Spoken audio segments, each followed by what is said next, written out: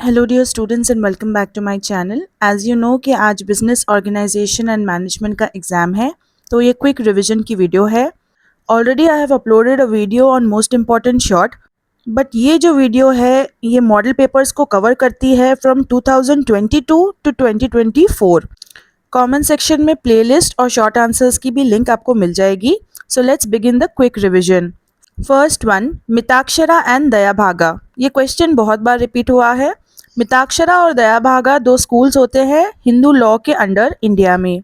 मिताक्षरा एक ऐसा स्कूल है जो कि थ्रू आउट इंडिया फॉलो किया जाता है सिवाय बंगाल एंड आसाम के। इस प्रॉपर्टी के ओनर्स फैमिली होते हैं एंड उनके बेटों को बर्थ राइट मिलता है कि ये प्रॉपर्टी उनकी रहेगी।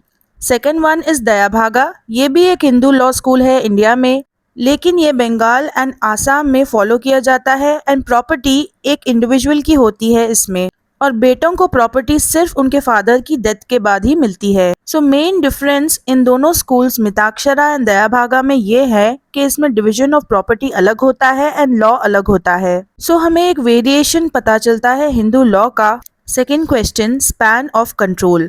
स्पैन ऑफ कंट्रोल का मतलब है कि कितने एम्प्लॉयज को एक टाइम पर एक मैनेजर सुपरवाइज कर पाता है डायरेक्टली। दो तरह के स्पैन ऑफ कंट्रोल होते हैं, एक होता है नैरो स्पैन और दूसरा होता है वाइड स्पैन। एक नैरो स्पैन में कुछ ही सबॉर्डिनेट्स या फिर एम्प्लॉयज होते हैं एक मैनेजर के अंडर, और इसमें क्योंकि एम्प्लॉयज कम होते हैं इसीलिए मैनेजर क्लोजली ऑब्जर्व कर सकता है, सुपरवाइज कर सकता है एम्प्लॉयज को, लेकिन इससे खर्चा बढ़ जाता है, इट इंक्रीजेस कॉस्ट। दूसरा है वाइड स्पैन। इसमें बहुत सारे एम्प्लॉयज या फिर सबॉर्डिनेट्स होते हैं एक मैनेजर के अंडर और इससे कॉस्ट कम होता है, लेकिन सुपरवाइज करना बहुत ही ज्यादा मुश्किल हो जाता है बिकॉज एम्प्लॉयज बहुत ज्यादा होते हैं। Factors affecting span of control. First one, type of work. अगर टास्क सिंपल है तो वाइड स्पैन कर सकते हैं, यानी कि मैनेजर बहुत सारे एम्प्लॉयज को ऑब्जर्व कर सकता है, लेकिन अगर कॉम्प्लेक्स टास्क है तो उसके लिए जरूरी है नैरो स्पैन, यानी कि क्लोज ऑब्जर्वेशन करना है कम एम्प्लॉयज में। Second is skills of subordinates. Skilled workers को कम सुपरविजन की जरूरत होती है, तो ऑब्जर्वेशन बड़ा हो सकता है, ज्यादा लोगों को ऑब्जर्व किया जा सकता है, सो वाइड स्पैन कर सकते हैं। Third is managers capabilities. Experience managers जो होते हैं वो ज्यादा एम्प्लॉयज को हैंडल कर सकते हैं। Fourth one is use of technology. जितने भी कम्युनिकेशन के टूल्स हैं वो सारे वाइड स्पैन में मदद करते हैं। स्पैन ऑफ कंट्रोल की वजह से इफेक्ट होता है कम्युनिकेशन पर, लोगों के काम करने की एफिशिएंसी पर कि कितना अच्छा वो कर पाते हैं, एंड स्ट्रक्चर ऑफ ऑर्गेनाइजेशन पर भी असर होता है। Third is cooperative society. एक कोऑपरेटिव सोसाइटी एक ग्रुप होता है लोगों का जो कि एक साथ आकर एक कॉमन इकोनॉमिक गोल के लिए वर्क हार्ड करते हैं। अब इसके फीचर्स हैं, फर्स्ट वन, वॉलंटरी मेंबरशिप। कोई भी ज्वाइन कर सकता है और कोई भी फ्रीली लीव कर सकता है। Second is democratic control. Her member को एक चांस मिलता है वोट करने का, तो ये वन वोट सिस्टम है। Third is service motive. Focus जो है वो सर्विस देने पर होता है, ना कि पैसा कमाने पर। Fourth is profit sharing. जितना भी प्रॉफिट आता है वो इक्वली डिस्ट्रीब्यूट कर दिया जाता है मेंबर्स के बीच। Fifth is limited liability. Members fully responsible होते हैं कर्जों के लिए, डेट्स के लिए। कोऑपरेटिव सोसाइटीज फॉर्म होती हैं ताकि वो प्रमोट कर सके सेल्फ हेल्प को, एंड जो एक्सप्लॉयटेशन होता है यानी कि मिडिल मैन को इस्तेमाल किया जाता है अपने फायदे के लिए, वो चीजें कम हो जाती हैं ऐसी सोसाइटीज की वजह से। Fourth one, holding and subsidiary companies. एक होल्डिंग कंपनी ओनर होती है 50% से ज्यादा शेयर्स की एक दूसरी कंपनी में, जिसे हम सब्सिडरी कहते हैं। इसके फीचर्स होते हैं, नंबर वन, होल्डिंग कंपनी जो है वो कंट्रोल करती है पॉलिसीज को, डिसीजंस को सब्सिडरी कंपनी के। नंबर टू, दोनों भी कंपनीज लीगली सेपरेट एंटिटीज होती हैं, यानी कि सेपरेट बॉडीज होती हैं। एडवांटेजेस, एक होल्डिंग कंपनी जो है दूसरे कंपनीज में इन्वेस्ट कर सकती है, यानी कि वो डाइवर्सिफाई कर सकती है अपने बिजनेस को, और दूसरी कंपनी में जो भी सब्सिडरी प्रॉफिट्स आते हैं उस पर भी वो कंट्रोल करती है। अब डिसएडवांटेजेस क्या है?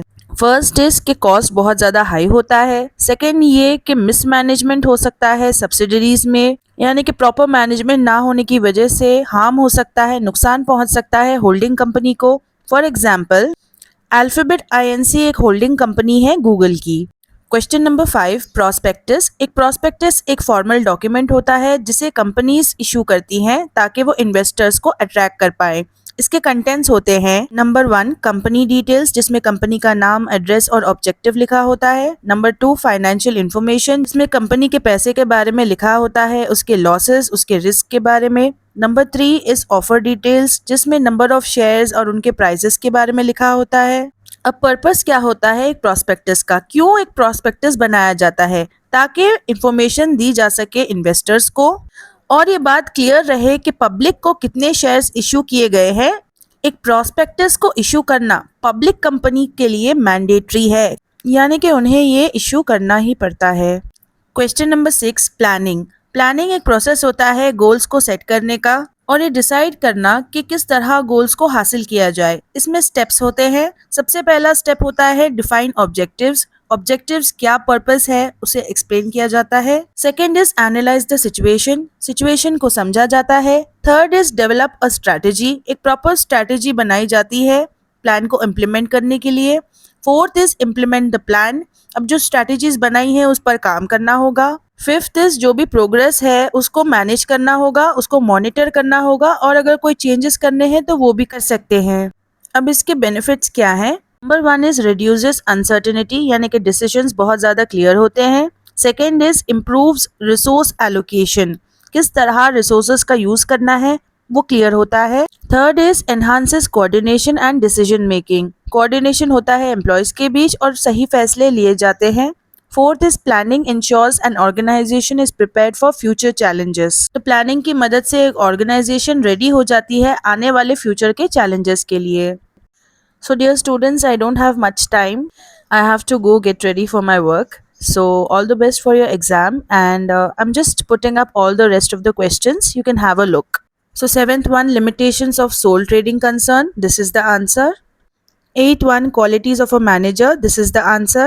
Ninth one, short and long term plans. This is the answer. 10th one, coordination. This is the answer. 11th one, statutory company. This is the answer. 12th one, managerial skills. This is the answer. 13th one, elements in delegation. This is the answer. 14th one, management by exception. This is the answer. 15th one, partnership deed. This is the answer. 16th one, unlimited liability. This is the answer. 17th one, importance of delegation. This is the answer. 18th one, private limited company. This is the answer. 19th one, authority versus responsibility. This is the answer. Question number 20, authority versus power. This is the answer. Question number 21, management versus administration. This is the answer. 22nd question, matrix organization. This is the answer. Question number 23, formal organization. This is the answer. Question number 24, features of sole trading concern. This is the answer. Question number 25, minor as a partner. ये बहुत repeated question है. This is the answer. Question number 26, active partner. This is the answer. Question number 27, one person company. OPC. This is the answer. Question number 28, management by objectives. MBO. This is the answer. This is the last question, levels of management. This is the answer. So जितना भी मैं help कर सकती थी I did it students, and I hope you pass with flying colors. And short answers की और बाकी links description and comment section में है, you can check that out.